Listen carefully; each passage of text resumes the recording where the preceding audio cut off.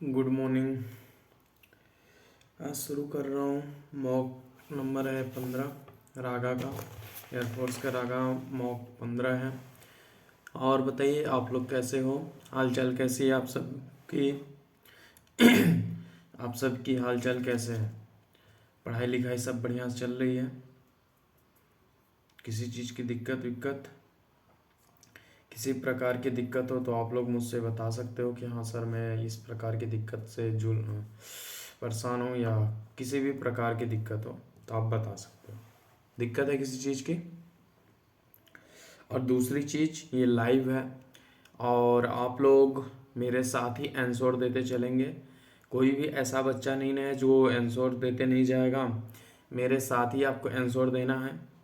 और ये डेली 10 बजे आपको ये लाइव क्लास मिलेगी, क्योंकि इसमें आपको आंसर देने का, अगर आप लोग आंसर देना चाहते हो क्वेश्चन के साथ, क्वेश्चन जैसे चल रहा है उसके बाद आपको आंसर देना चाहते हो तो आप लोग आइएगा, क्लास में आइए और आंसर दीजिए। और अपनी इच्छा अनुसार जो भी बातें हों, और आप चाहो तो आपके साथ जो 10-15 बच्चे क्लास देखते हैं उनके साथ आप बातें भी कर सकते हो, उनसे डिस्कस भी कर सकते हो कि क्या करना है।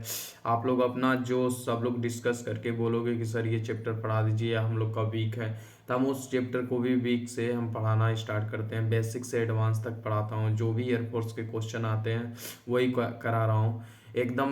मतलब एक भी क्वेश्चन ऐसा नहीं कि जो एयरफोर्स में आता हो और वो नहीं करा रहा हूँ। मैं फालतू चीज़ें नहीं करा रहा कि मैं अपना कुछ दबदबा दिखाऊँ, ऐसा कुछ नहीं, क्योंकि जो एग्ज़ाम में आता है वही चीज़ कराना चाह रहा हूँ और वही चीज़ आपको एग्ज़ाम में मिले, बस यही मेरा मकसद है।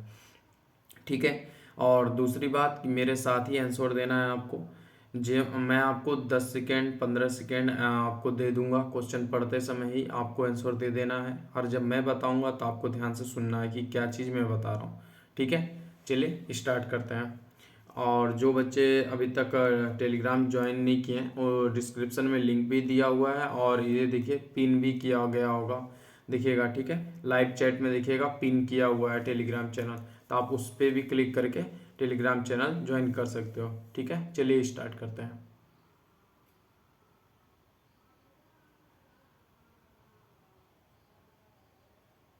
देखिए क्वेश्चन फर्स्ट लिखा हुआ है, पहले आंसर दीजिए।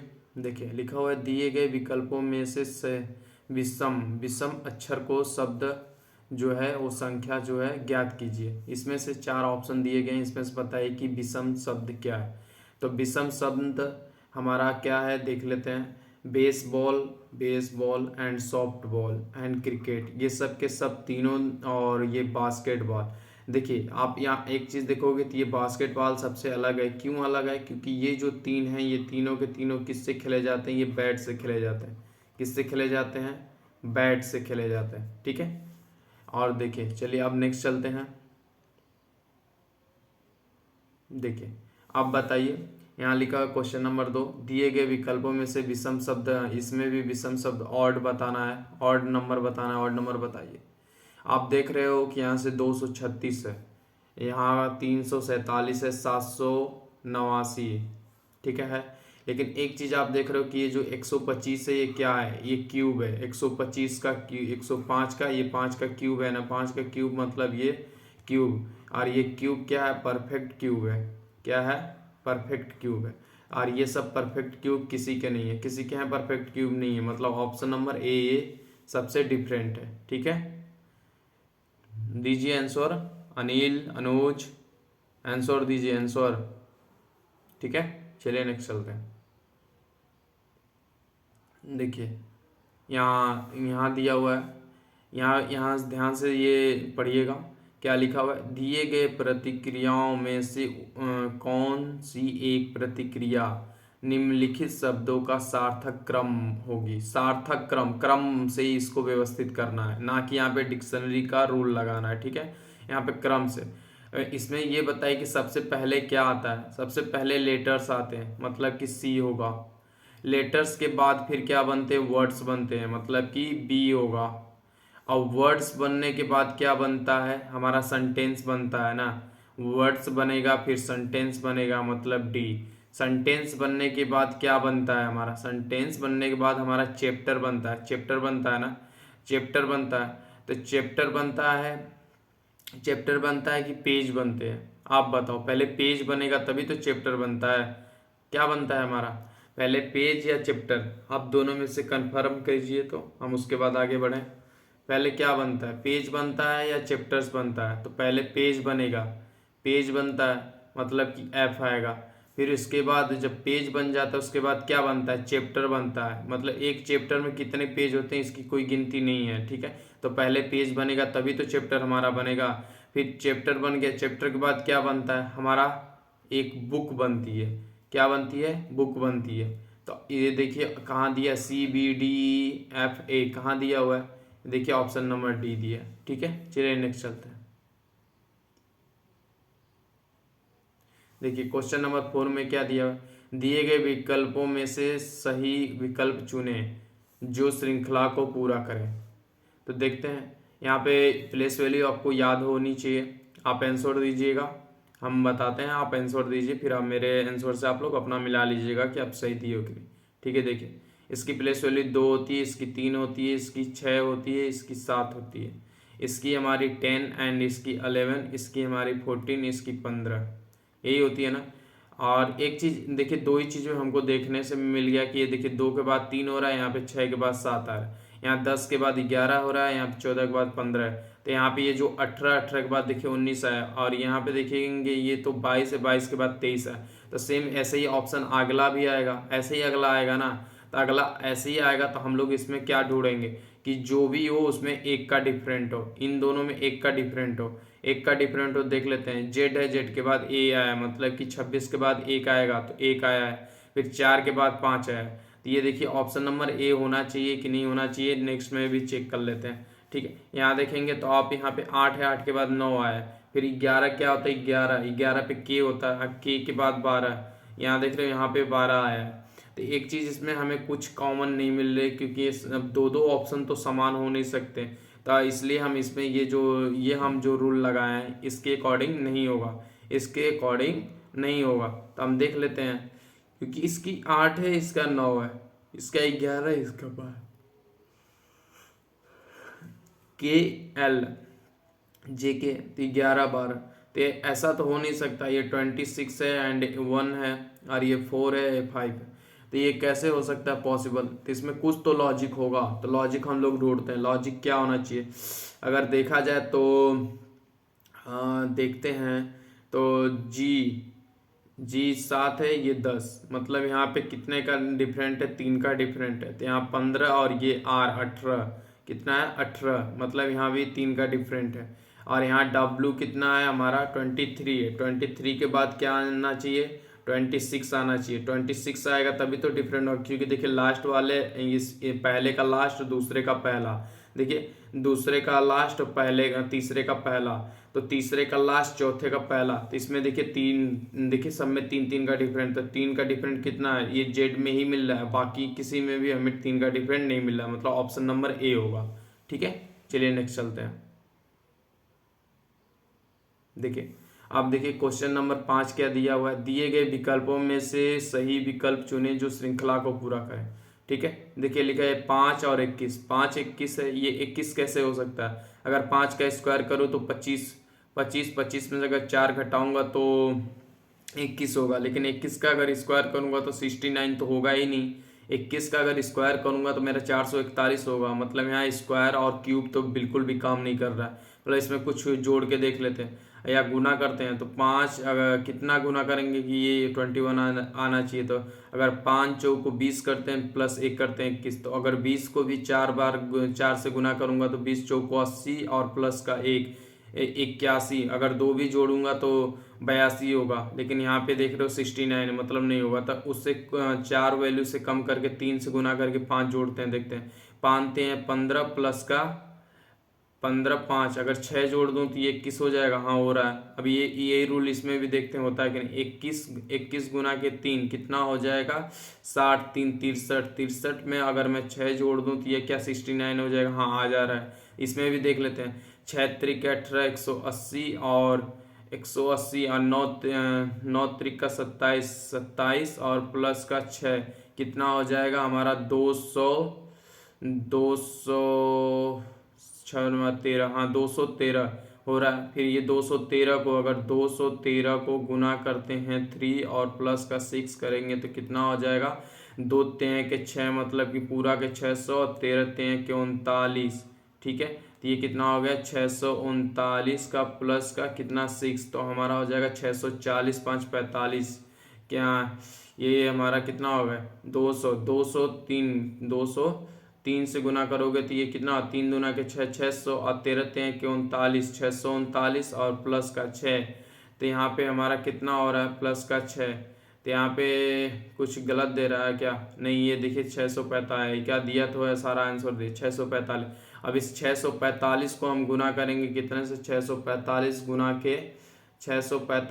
के 3 प्लस का 6, तो ये कितना हो जाएगा 6 त्रिक 18, 6 त्रिक 18, तो ये कितना 00, 1800 प्लस का 45, 4 तें के 12, 120 प्लस का 5 तें 15 प्लस का 6 मतलब कि ये हो जाएगा 120, तो यहाँ पे 1920, फिर 15 और 5 20, 1 21, तो ये कितना होगा 21, 1 4 और 9 और 1, 1941, देखिए ऑप्शन नंबर बी। ठीक है, चलिए नेक्स्ट चलते हैं। देखिए यहाँ लिखा हुआ है ब्लड रिलेशन का क्वेश्चन है, डायरेक्शन वाला। राजू अरूण का भाई है, राजू अरूण का भाई हो तो मैं यहाँ राजू लिखता हूँ, राजीव किसका भाई है, अरूण का, अरूण, अरूण का क्या है भाई है, ठीक है भाई। अब देखिए अरूण का भाई है, सोनिया सुनील की बहन है, सोनिया जो है सुनील की बहन, सोनिया जो है सुनील की बहन, किसकी, सोनिया, ये जो सोनिया है सुनील की बहन है, किसकी बहन है, सुनील, सुनील की बहन है, तो यहाँ ये क्या हो गया मैंने बहन लिख दिया। अब फिर आगे क्या दिया हुआ है, अरूण सोनिया का बेटा है, जो अरूण है सोनिया का बेटा है, तो ये दोनों भाई हैं, तो ये दोनों के दोनों ये किसके लड़के हो गए, सोनिया के। और ये राजू क्या है, राजू सुनील से कैसे संबंधित है, राजू जब सुनील से कैसे संबंधित है, सिंपल सा है, मामा लगेगा, मामा, अगर मेरे भाई मेरी बहन के लड़के हैं तो मेरे बहनें ही तो लगेंगे ना, तो मेरे भांजा, मतलब ऑप्शन नंबर डी। ठीक है, चलिए नेक्स्ट चलते हैं। आप लोग क्या आंसर दिए हो बताओ तो थोड़ा सा हमें, गलत मत आंसर दिया करिए आप लोग। देखिए एक लड़के की उम्र उसके पिता की उम्र का 1/4 है, मतलब कि ये बॉय है, बॉय इज इक्वल टू कितना 1/4 फादर का है। ठीक है, देखिए फिर लिखा है लड़के की आयु और उसके पिता की आयु का योग 35 वर्ष, मतलब कि ये जो लड़का है प्लस उसका फादर है इज इक्वल टू कितना उम्र है उसका, वो योग है 35, तो ये जो फादर है उसके लड़के के बराबर 1/4 उम्र है, तो मैं यहाँ पे लड़के के पिता की उम्र रखूंगा तो 1/4 एफ प्लस का एफ इज इक्वल टू 35, ये होगा। यहाँ पे अगर मैं देखूँ इसको गुना करूँगा तो ये क्या हो जाएगा 4 एफ और एक ही एफ, मतलब हो जाएगा 5 एफ इज इक्वल टू, मतलब 5 फादर बटे 4 इज इक्वल टू 35। अगर आप यहाँ से 5 से इसे काटोगे तो ये 7 बार में कटेगा और इससे गुना हो जाएगा तो 7 चौको 28, मतलब एफ निकल के फादर की उम्र कितनी निकल के आई, 7 चौको 28 साल। और फिर देखिए नेक्स्ट में लिखा हुआ है कि 8 वर्ष के बाद पिता की उम्र क्या हो जाएगी, 8 वर्ष मतलब 8 वर्ष के बाद की बात कर रहा है, मतलब प्रेजेंट की उम्र ये 28 साल है, इसमें अगर 8 साल बाद बताओगे तो 8 साल जोड़ दोगे तो कितना हो जाएगा 36 साल, कितना हो जाएगी उम्र 36 साल, ये रहा हमारा आंसर। ठीक है, देखिए ऑप्शन नंबर डी। आपने क्या आंसर दिया, आंसर करते रहिए। चलिए ठीक है, नेक्स्ट चलते हैं। देखिए क्या लिखा हुआ है, दिए गए विकल्पों में से उस शब्द का चयन करें जिसे दिए गए शब्द रीजनेबल के अक्षरों का उपयोग करके नहीं बनाया जा सकता। तो इसमें रीजनेबल का वर्ड देख लीजिए, इसमें ऑलरेडी एन दिया है, ओ दिया है, बी दिया, एल ई दिया, मतलब ये बनाया जा सकता है। तो इसमें बी भी दिया है, ओ दिया है, एन दिया है, एस, इसमें एस दिया, ये भी बनाया जा सकता है, ब्रेन भी बनाया जा सकता है, बट क्या नहीं बनाया जा सकता है, ब्रेन, मतलब यहाँ देखोगे तो बी दिया हुआ है, आर आर इसमें नहीं दिया, मतलब ऑप्शन नंबर सी नहीं बनाया जा सकता। ठीक है, चलिए नेक्स्ट चलते हैं। इसमें आर नहीं दिया, उसमें इसमें देखिए बी आर आई, यहाँ पे देखिए इसमें आई नहीं दिया हुआ है और इसमें आई दिया हुआ है, इसलिए यह नहीं बनाया जा सकता। ठीक है, चलिए नेक्स्ट चलते हैं।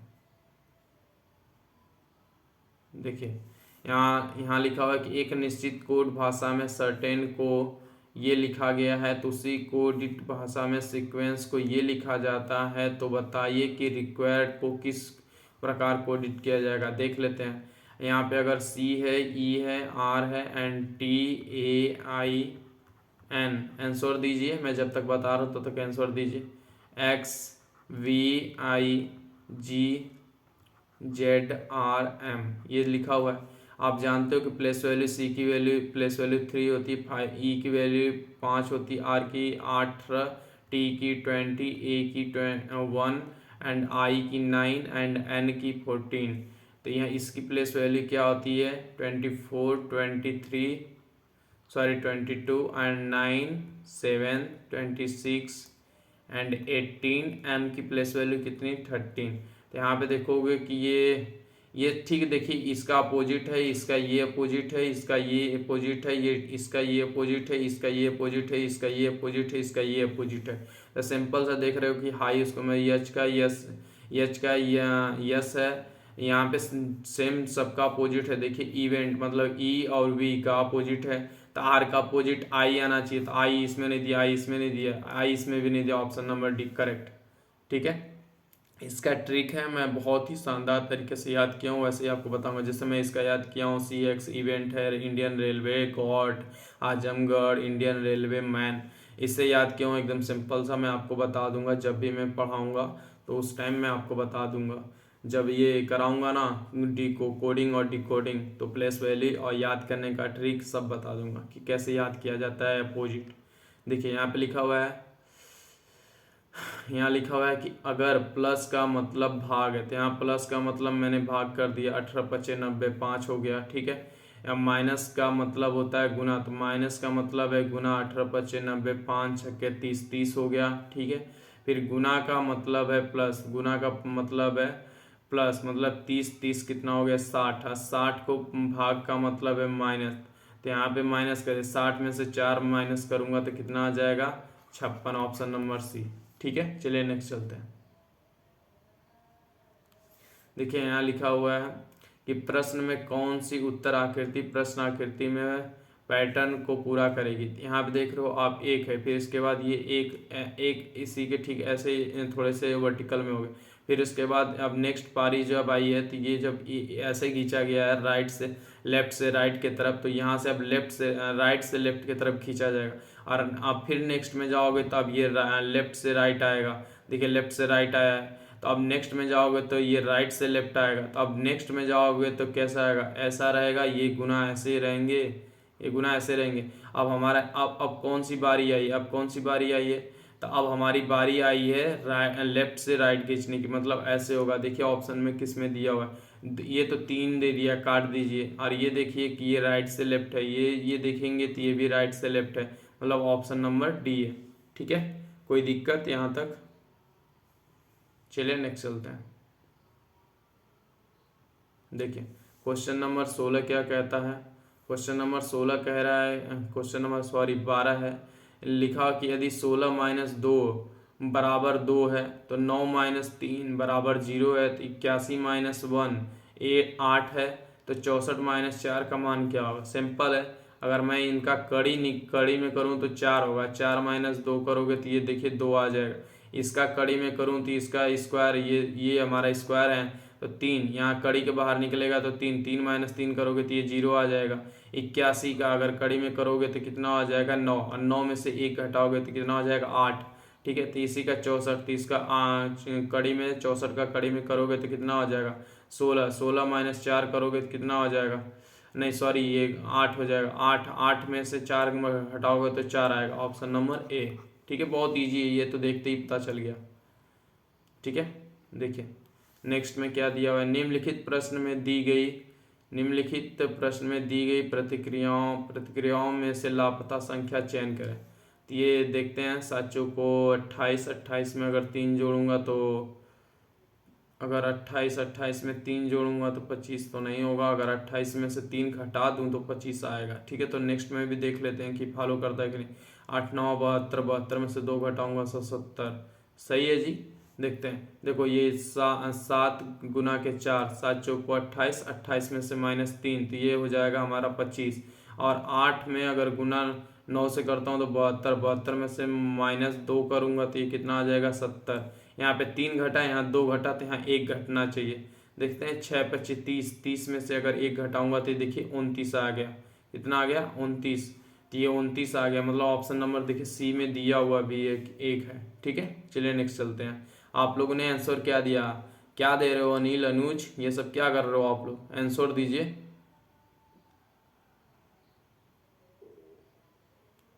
चलिए नेक्स्ट चलते हैं। देखिए कौन सा आरेख दिल्ली, लखनऊ और उत्तर प्रदेश के बीच सही संबंध का प्रतिनिधित्व करता है। आपको पता ही है कि उत्तर प्रदेश ये यूपी है, यूपी में ही तो लखनऊ पड़ता है, और लखनऊ, दिल्ली तो अलग है भाई, ये एक राज्य है और दिल्ली एक राजधानी है, तो ऑलरेडी अलग है। तो ये देखिए ऐसा ऐसा हमें मिलना चाहिए, ऐसा हमें मिलना चाहिए, तो ऐसा मिलना चाहिए, तो ऑप्शन नंबर सी दिख रहा है, ये सब तो काट ही दीजिए। चलिए नेक्स्ट चलते हैं। देखिए यहाँ से हमको लगता है मैथ का क्वेश्चन शुरू हो गया है क्या, अभी तो कुछ होने चाहिए, नॉन वर्बल नहीं दिख रहे हैं। चलिए कोई बात नहीं, जब बीच में आ गया तो इसी को कर लेते हैं, क्या दिक्कत है। देखिए क्या बोल रहा है कि ए प्लस बी, ए और बी 15 दिनों में एक काम कर सकते हैं। ठीक है, कोई बात नहीं, ए प्लस बी कोई काम को 15 दिन में कर सकते हैं। फिर उसके बाद बी और सी एक ही काम को 10 दिन में कर सकते हैं। तो ए मतलब ये बी प्लस सी उसी काम को 10 दिन में कर सकते हैं। फिर उसके बाद ए और सी 12 दिनों में कर सकते हैं, मतलब ए और सी उसी काम को 12 दिनों में कर सकते हैं। तो इनका एलसीएम मैंने 60 यूनिट माना, 60 यूनिट टोटल मैं वर्क जो मानता हूँ 60 यूनिट मानता हूँ। तो ये 10 से 6 बार में, 12 से ये 5 बार में, और 15 से ये 4 बार में। तो ठीक है, इसके बाद आप देखोगे कि यहाँ पे पूछा क्या है कि काम करने के लिए ए बी और सी द्वारा एक साथ लिया गया समय, एक साथ मतलब यहाँ देख लेते हैं ए प्लस बी जो है वो कितना काम कर रहा है 4 यूनिट, एक दिन में 4 यूनिट। बी और बी प्लस सी एक दिन में कितना काम कर रहा है 6 यूनिट। और ए प्लस सी एक ही दिन में कितना काम कर रहा है 5 यूनिट। टोटल अगर जोड़ दिया जाए तो 2a प्लस बी प्लस सी, मैंने 2 को कॉमन ले लिया और ये जोड़ोगे तो हो जाएगा 15 यूनिट। टोटल कितना यूनिट हो जाएगा 15 यूनिट। अगर आप 2 से ए प्लस बी सी का निकालोगे तो ये 15/2, 2 से भाग चला जाएगा तो ये कितने बार में चला जाएगा, 2 सत्ते 14, 7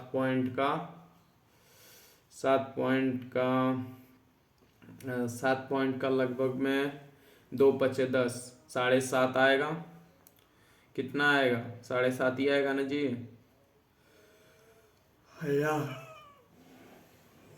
या तो सिंपल सा है, अगर इससे भाग भी दे सकते हो, लेकिन मैं यहाँ देख रहा हूँ कि क्वेश्चन में तीनों का पूछा तो मैं सिंपल सा ऐसे कर देता हूँ।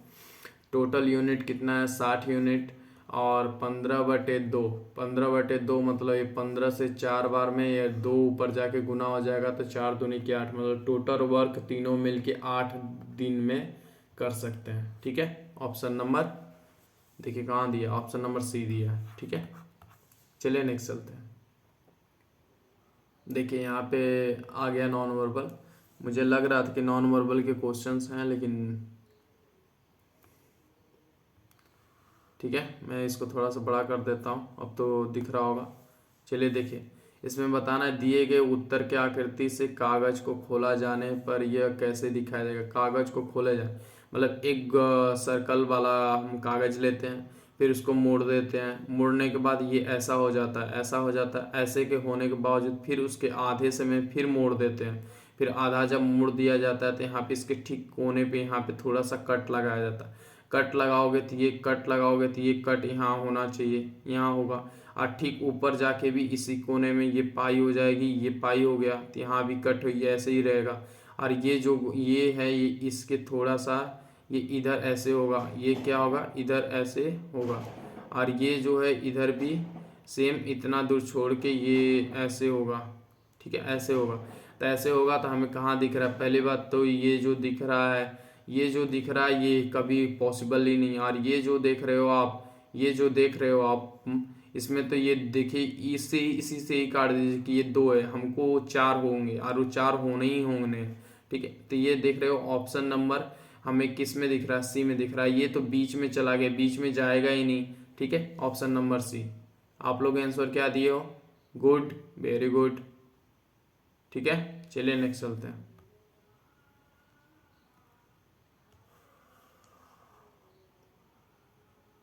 देखिए यहाँ बताना है 4 विकल्पों में से चित्र की सही दर्पण छवि चुने। तो दर्पण छवि बताना है। दर्पण छवि आर है तो आर का ठीक उल्टा हो जाएगा, नीचे से नीचे हो जाएगा। तो ये तो सीधे सीधे दिए हैं, काट दीजिए। और इसमें अब ये उल्टा सी और डी दिया हुआ है। सी और डी में आपको क्या दिख रहा है कि आर अगर उल्टा होगा तो ये तो सेमी डायरेक्शन में है, काट दीजिए।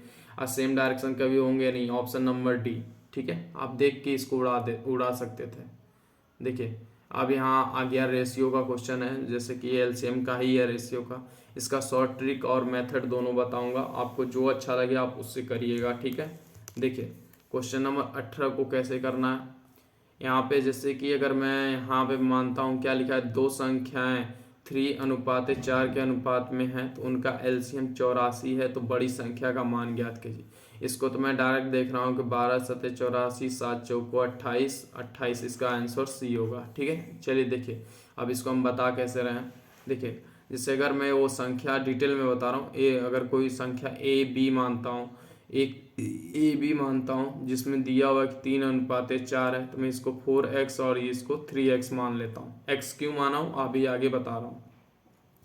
तो यहाँ पे देखोगे कि दो संख्याएं दिए हुए तो प्रोडक्ट ऑफ टू नंबर का मल्टीपल होता है, आपको पता है। तो 3x गुना के 4x, ठीक है, इज इक्वल टू कितना दिया हुआ है, x गुना के 84 दिया हुआ है। एलसीएम एचसीएफ हो गया, ये एलसीएम हो गया, ठीक है।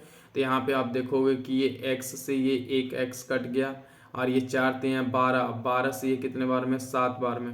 तो ये पूरा 12 से 7 बार में, मतलब x की वैल्यू कितनी निकल के आई, 7। तो इस 7 अगर ये फिर आगे देखोगे क्वेश्चन में क्या पूछा है कि बड़ी संख्या थी, x की वैल्यू 7, तो जो हमने यहाँ x माना था x के जगह आप 7 रख दोगे बड़ी संख्या में, तो बड़ी संख्या में 7, 7 से मल्टीप्लाई होकर कितना आंसर आएगा, 28, ठीक है। ये डिटेल हो गया।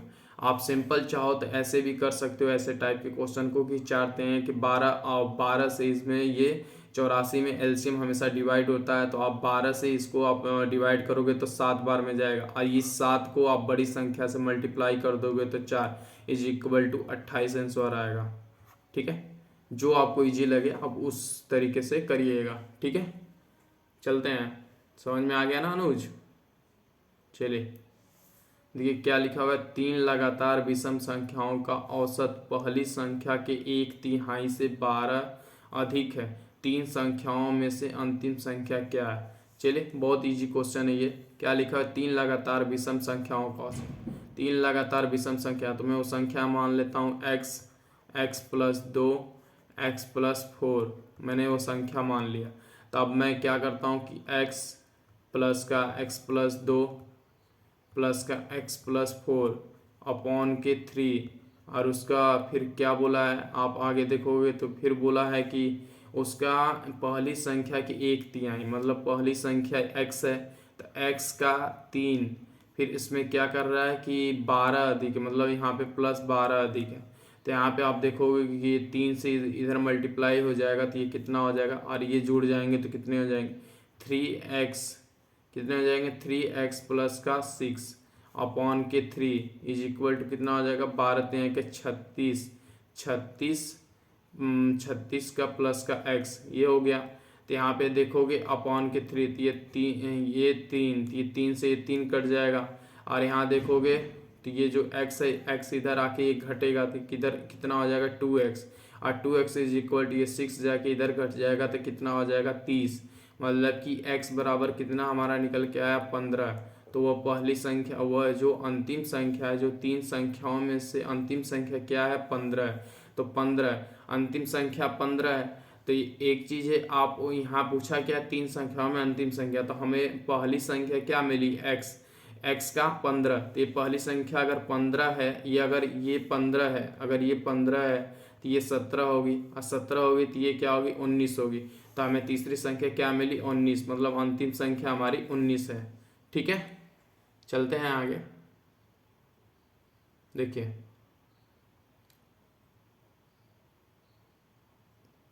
देखिए यह क्वेश्चन नंबर 20 क्या है। क्वेश्चन नंबर 20 कहता है कि एक लेख को बेचकर एक आदमी अपने विक्रय मूल्य के 25% तक का लाभ कमाता है, तो उसका लाभ प्रतिशत क्या।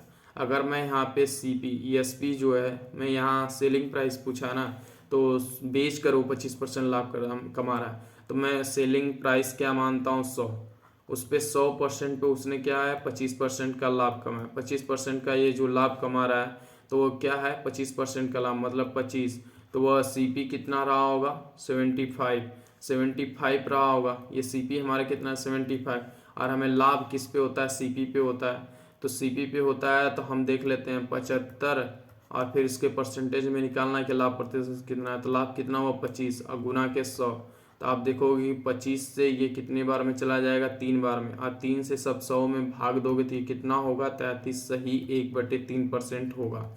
आप सिंपल सा इसको एक और तरीके से कर सकते हो, जैसे कि जो 25% बढ़ रहा है लाभ, इसका आपको पता है 25% प्रॉफिट है, तो 25% की फ्रैक्शन वैल्यू 1/4 होती है। तो ये जो ऊपर 1 है ये क्या है हमारा, ये तो प्रॉफिट है, और ये जो है आपने 4 में बेचा है मतलब ये क्या है सेलिंग। तो आप यहाँ सेलिंग प्राइस क्या है SP क्या लिख सकते हो 4, मतलब आपने वो CP अगर 3 रहा होगा तभी तो आप उस पर ये प्लस का एक जो एक प्लस का ये 3 CP है, और उससे 4 में बेचोगे तो 1 का लाभ होगा। और अब हमें लाभ ज्ञात करना है, किस पे ज्ञात किया हम लोग कैलकुलेट करते हैं CP पे, तो 1/3 गुना के 100, तो ये कितना इसकी फ्रैक्शन वैल्यू हो जाएगी, इसकी फ्रैक्शन वैल्यू हो जाएगी 33, सही 1/3%। ठीक है, ये हमारा आंसर है। ठीक है, देखिए ऑप्शन नंबर डी में मैंने दोनों तरीका बता दिया, जो इजी होगा आप उससे करिएगा आपके अकॉर्डिंग, आपको जो अच्छा लगे। ठीक है, देखिए अब नेक्स्ट है क्वेश्चन नंबर 21 है, इसमें एवरेज का क्वेश्चन है, देख लेते हैं क्या है। 5 छात्रों के लिए गणित में औसत अंक 50 पाए गए थे। बाद में यह पता चला कि एक छात्र के मामले में अंक 48 के बजाय 84 के रूप में दर्ज किया गया, तो सही औसत क्या है। कोई बात नहीं, बहुत इजी क्वेश्चन है, देख लीजिए। मतलब 5 छात्र टोटल हैं और गुना के 50 इज इक्वल टू कितना हो जाएगा, 5×15 मतलब 150। तो आप देखोगे कि ओरिजिनल क्या था, ओरिजिनल हमारा 48 था, और उसको मिस्टेक से कितना लिख दिया गया, मिस्टेक से कितना लिख दिया गया, हमने कहीं गलत तो नहीं किया ना। 5 छात्रों के लिए गणित में औसत अंक 50 पाए गए, 50 पाए गए, तो 5×15 150 तो हो रहा है जी 150। ठीक है, 150 मिस्टेक से कितना आ गया, ये 84 लिख दिया, कितना ज़्यादा लिख दिया गया, प्लस का 36 लिखा गया है ना, प्लस का 36 लिखा गया है। 14 में से 8 गया 6, बचेगा 7 में से 4 गया 3। ठीक है, प्लस का 36, तो इसमें से प्लस 36 ज़्यादा लिखा गया, तो 150 में से -36 करना है हमें। तो 150 में से जब आप -36 करोगे तो ये टोटल कितना निकल के आ जाएगा हमारा, ये निकल के आ जाएगा हमारा 100 तो आएगा ही 4, मतलब 114 आएगा। तो 114 में जब आप कितने छात्र हैं टोटल, 5 छात्र, तो 5 से जब भाग दोगे तो कितना निकल के जाएगा, 5 दूना के 10, 5 दूना के 10, और फिर इसके बाद 5 दूना 10, 5 दूना के 10, 114 है कि क्या है यार, कहाँ गलत कर दिया मैंने, ऑप्शन तो दूर दूर तक नहीं मेल खाएगा 5 से डिविजिबल करने के बावजूद भी। 150 में से 36 माइनस करेंगे तो 14 ही तो बचेगा, कहाँ गलती कर रहे हैं हम।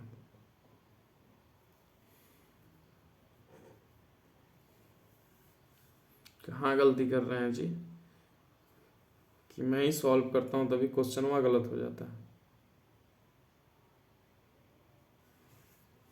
और सॉरी, रुक जाइए 2 मिनट। 3 से हम गुना कर दिया ना, 50 25 250 होता है, ये 250 में से -36 करोगे तो ये कितना हो जाएगा हमारा 140, मतलब कि 214 मतलब कि 5 चौको 20, ये 4 बार में जाएगा, 5 दूनी के 10 और पॉइंट के 2 मतलब कि 2, मतलब 5 चौको। ठीक है, ऐसे ही जाएगा, तो ये 5 4 है ना ये जी, 5 40, तो ये 8 बार में मतलब 42.8। देखिए कहाँ दिया है, ऑप्शन नंबर C में दिया। ठीक है, सॉरी थोड़ा कभी काल हो जाता है जल्दीबाजी में, बता वही रहा था लेकिन अब क्या करें, गुण मल्टीप्लाई किसी और से कर दिया था। देखिए ये थोड़ा सा इसका बेसिक हम आपको बता चुके हैं 1000 बार। ये रिलेटिव स्पीड की क्वेश्चंस हैं, इसको बहुत ही इंपॉर्टेंट समझिएगा। आप लोग मेरे साथ आंसर जो दे रहे हो आप लोग देते रहिए, और इसको जो चीज़ ना समझ में आए उसको आप लोग जरूर लिखा करिए कि हाँ सर ये नहीं समझ में आया, मैं इसको दोबारा बताऊँगा।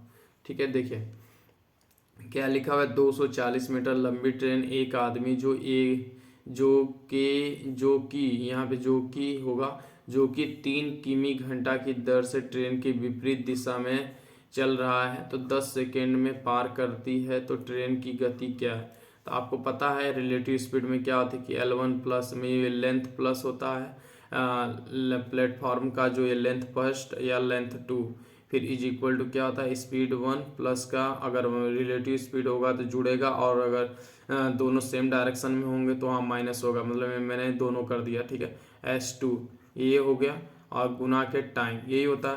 तो हमें पहले स्पीड पहला लेंथ दिया हुआ है ट्रेन की 240, दूसरा का पता नहीं, तो हम यहाँ पे +0 रखते हैं। इज इक्वल टू स्पीड पहले हमें पता नहीं है वही निकालनी है, और प्लस कितनी पहले दूसरे की स्पीड कितनी दी है 3 दिया हुआ है।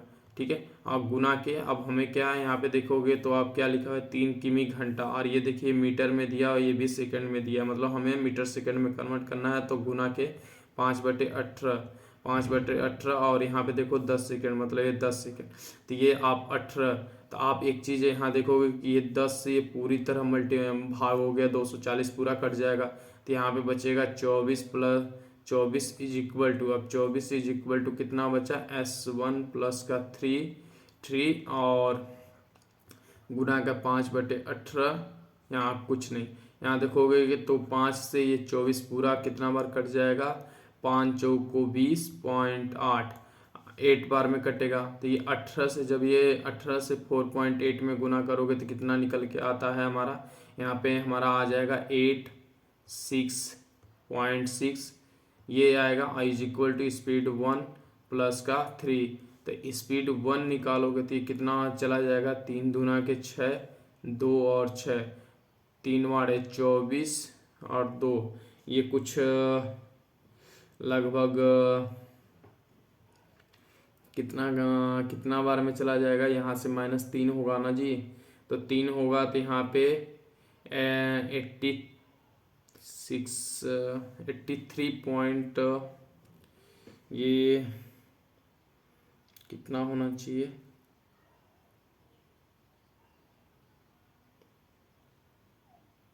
83 आएगा। हाँ 8 यहाँ पे जब इस साइड आएगा तो ये जब इस साइड जाएगा तो माइनस हो जाएगा, तो कितना हो जाएगा 83.4, ये जो 6 है वही 6 ही रहेगा, लेकिन इस ऑप्शन के अकॉर्डिंग 83.4 ही होगा, मतलब ऑप्शन नंबर सी। ठीक है, जो अप्रोक्स उसके नियरेस्ट होगा उसी को आंसर मारते हैं। ठीक है, चलिए नेक्स्ट चलते हैं। देखिए यहाँ क्वेश्चन नंबर 23 दिया हुआ है। क्वेश्चन नंबर 23 क्या कह रहा है कि एक वर्ग और एक समबाहु त्रिभुज का परिमाप बराबर है। तो वर्ग क्या होता है, एक वर्ग जो है हमारा, एक वर्ग का फार्मूला क्या होता है, एक वर्ग का फार्मूला क्या होता है, एक वर्ग का फार्मूला जो ये वर्ग होता है, ये वर्ग, ये क्या होता है, इसकी पूरी साइड्स जो होती हैं वो इज इक्वल होती हैं, मतलब कि 4a होती है ना, 4a। और फिर दूसरा देखोगे कि एक समबाहु त्रिभुज का परिमाप बराबर है। तो एक समबाहु त्रिभुज का परिमाप क्या होता है, कि ये जो त्रिभुज का ये जो त्रिभुज है इसका क्या होता है, ये a है, और दो साइडों का क्या होता है, दो साइड समान होती है कि नहीं होती है, बस वही था। तो 4a इज इक्वल टू उसकी कितनी होती है, 3b होती है, 3b होती है ना परिमाप, तो परिमाप 3b। अब फिर उसके बाद बोला है बराबर है, तो 3b है। तो अब हमें परिमाप निकालने के लिए वर्ग क्या होता है, वर्ग हमारा होता है, यहाँ पे मैं साइड में निकालता हूँ वर्ग, दिख रहा है ना जी, देखिए मैं यहाँ नीचे निकाल देता हूँ। वर्ग हमारा क्या होता है, इसका वर्ग होता है हमारा, वर्ग होता है कड़ी में 2a होता है, बराबर कितना दिया हुआ है, यहाँ देखिए वर्ग क्या दिया है, वर्ग कितना दिया हुआ है हमारा, वर्ग कितना दिया था, वर्ग हमारा जो है वर्ग हमारा क्या दिया था कड़ी में 2, तो कड़ी में 2a इज इक्वल टू कितना दिया है 10, कड़ी में 2 दिया है, a दिया हुआ है ना, ये देखिए विकर्ण का जो भी दिया है ना, तो यहाँ पे आप देखोगे कड़ी से कड़ी कट जाएगा तो a बराबर कितना, एरिया का हमारा a बराबर 10 आ गया, तो 10 यहाँ पे परिमाप के बराबर है, तो परिमाप हमारा क्या हो जाएगा, परिमाप हमारा हो जाएगा 10 गुना के 4 मतलब कि 40, अब बराबर के कितना है 3b, यही है ना, तो 3b, तो हमारा क्या हो जाएगा b बराबर हो जाएगा 40/3, यही होगा, ये देखिए हमें b मिल गया, तो b मिल गया, तो अब देखिए कि क्या दिया हुआ कि एक यदि वर्ग का विकर्ण कड़ी 10 कड़ी में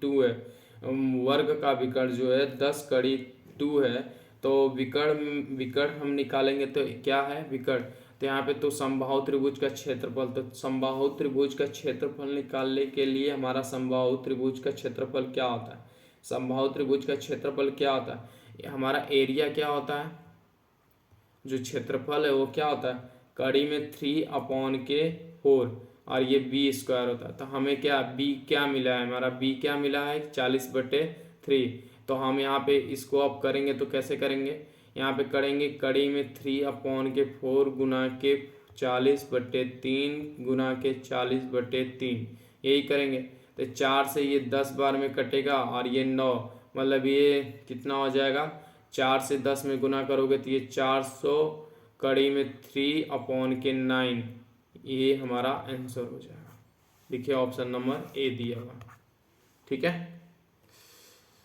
गुड अनुज, वेरी गुड, चलिए नेक्स्ट चलते हैं, देखिए क्या लिखा हुआ है, लिखा हुआ है कि 200 मिश्रण लीटर में दूध और पानी का अनुपात 17:3 होता है, 3 होता है, इसमें कुछ और दूध मिलाने के बाद परिणामी मिश्रण में दूध के पानी का अनुपात 7:1 हो जाता है, तो इसमें मिलाए गए दूध का मात्रा कितना थी, तो सिंपल है कुछ नहीं, देखिए ये मिल्क है एंड ये वाटर है और 17:3 है, ये इज इक्वल टू कितना है, टोटल कितना हो जा रहा है, टोटल हमारा ये 3 लीटर है, ये 17 लीटर है, ठीक है, और ये टोटल हमारा 20 लीटर है, कितना है 20 लीटर, ठीक है, और नेक्स्ट में आप देखोगे तो ये देखो, और ये देखो 20 लीटर को क्या है, 20 लीटर का टोटल कितना है 200 लीटर, तो ये कितना गुना है 10 गुना, तो ये भी 10 गुना हो जाएगा और ये भी 10 गुना हो जाएगा, तो ये 170 लीटर हो जाएगा और ये कितना हो जाएगा 30 लीटर हो जाएगा, ठीक है, तभी नहीं इनको जोड़ोगे तो ये देखो 200 लीटर हो जा रहा है, ठीक है, फिर उसके बाद क्या बोल रहा है कि इसमें कुछ और दूध मिलाने के बाद परिणाम मिश्रण में दूध के पानी का अनुपात 7:1 हो जाता है, तो इसमें मिलाए गए दूध की मात्रा कितनी है, तो सिंपल है, देखिए 170 लीटर बटे के 30 लीटर, और इसमें क्या बोल रहा है प्लस का क्या है, दूध कितना मिला है, मतलब मैं उस दूध को x मान लेता हूँ, इज इक्वल टू कितना 7:1, एक से जब आप इधर मल्टीप्लाई करोगे तो ये 170 प्लस का x होगा, यही होगा, इज इक्वल टू कितना होगा 30 लीटर, 7×3 = 21, मतलब कि 200 लीटर, 210 लीटर, तो यहाँ पे x बराबर इज इक्वल टू करोगे तो यहाँ से 210 में से 170 माइनस हो जाएगा, तो कितना बच जाएगा हमारे पास 30 10 40, कितना बच जाएगा 40 लीटर, ठीक है, ऑप्शन नंबर बी, कोई दिक्कत यहाँ तक, अब चलिए जीएस का क्वेश्चन है, यहाँ तक आपने मैथ किए, अब जीएस में देख लेते हैं, इसमें क्या है, इसमें तो बस आंसर ही बता सकता हूँ क्योंकि मैंने जीएस उतना पढ़ा नहीं है, और मैं इस जीएस का कराऊंगा आपको, जब टॉपिक वाइज कराऊंगा तो उसमें एक्सप्लेनेशन बहुत बढ़िया से कर दूंगा, अब मॉक में सोचता हूँ क्या एक्सप्लेनेशन करूँ। हर्षवर्धन ने किसको हराया था, तो ये हराया था पुलाकेशिन 2 को, ठीक है, चलिए नेक्स्ट चलते हैं, देखिए लिखा हुआ है कि अशोक के शिलालेखों को सबसे पहले किसने डिक्रिप्ट किया था, मतलब कि डिसिफियर्ड फर्स्ट, ठीक है, देखिए ये किए थे, क्या नाम है इनका जी, हाँ जेम्स प्रिंस पर किए थे, ठीक है, नेक्स्ट चलते हैं, देखिए क्वेश्चन नंबर 27 है, सुप्रीम कोर्ट के जज किस उम्र में रिटायर होते हैं, 60 वर्ष 65 वर्ष 62 या 58, तो किस उम्र में रिटायर होते हैं? 65 साल की जब उनकी उम्र हो जाती है तो उनको रिटायर कर दिया जाता है कि जाइए आप अपने पोती पोता के साथ खेलिएगा और ज़िंदगी इंजॉय करिएगा। ठीक है, अब देखिए नेक्स्ट क्वेश्चन नंबर 28। वायुमंडल के भीतर क्षैतिज रूप से गर्मी हस्तांतरण कहाँ जाता है? उसको क्या कहा जाता है? तो उसको संवहन कहा जाता है कि अवशोषण कहा जाता है कि अभिवहन कहा जाता है? किसको क्या कहा जाता है? इसको कहा जाता है कि प्रवाहकत्व। ठीक है, कंडक्शन कहा जाता है। ठीक है, देखिए क्वेश्चन नंबर 29 क्या है? गणतंत्र दिवस फ्लाई पास्ट में भाग लेने वाली पहली महिला फाइटर पायलट कौन बनी है? तो बता दीजिए कौन बनी है? कौन बनी है? ये हमारी बनी है लेफ्टिनेंट भावना कांत बनी है। ठीक है, चलिए नेक्स्ट चलते हैं। देखिए क्वेश्चन नंबर 30 है, भारत का पहला उपग्रह आर्यभट्ट किस देश से लॉन्च किया गया था? Soviet union, America, India, Ireland. तो ये किया गया था सोवियत यूनियन से। ठीक है, चलिए अब मैं आपको थैंक्स बोलता हूँ, आप मेरे साथ इतना जुड़े और अपना प्यार और अपना मोहब्बत हमें ज़रूर दिखाइए। कमेंट सेक्शन में अपना राय दीजिए कि आपके 30 क्वेश्चन में से कितने क्वेश्चन सही हुए, कितने आंसर आप दे सके। ठीक है, ज़रूर दीजिएगा और क्लास कैसी लगी कमेंट जरूर करिएगा। और जो अभी तक बच्चे हमारे टेलीग्राम चैनल से ज्वाइन नहीं है वो टेलीग्राम चैनल से ज़रूर ज्वाइन हो जाए, जहाँ पे मैं नोट्स एकदम डालता रहता हूँ जिससे बच्चे अपना रिवाइज करते रहेंगे। ठीक है, चलिए थैंक्स।